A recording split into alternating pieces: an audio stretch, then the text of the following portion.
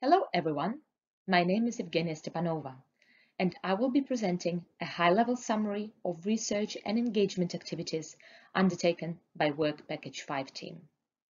We've explored integrated care systems for children and young people. This work takes place against the backdrop of NHS reorganization through integrated care systems, also known as ICSs. We carried out a fact-finding survey in summer 2021, completed by 91% of all ICSs.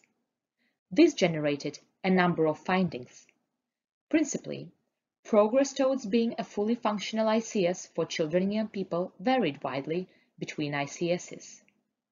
COVID had a significant impact on ICS progress. Children and young people priorities reported highlighted the importance across ICSs of key health and well-being conditions or markers. We then carried out in-depth interviews with key stakeholders in a diverse sample of ICSs to explore in more details key topics for the development of ICSs for children and young people. 25 hours of interviews were carried out, and an early analysis has identified 5 emerging themes.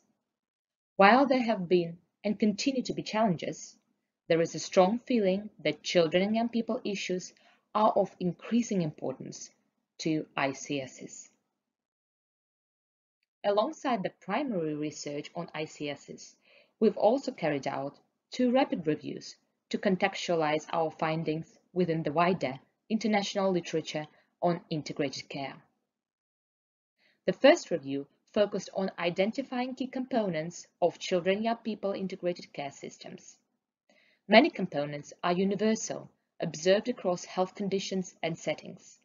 For example, staff training, shared responsibilities, empowerment of service users. We've also carried out a review to identify instruments available to measure integration within children and young people health systems, which could be used in future evaluations. We assessed 15 instruments, mostly questionnaires completed by professionals and measuring a variety of integration outcomes. This review highlighted a range of measures available, depending on the aims and settings of the assessment. However, more work is needed in developing more standardized measures of integration.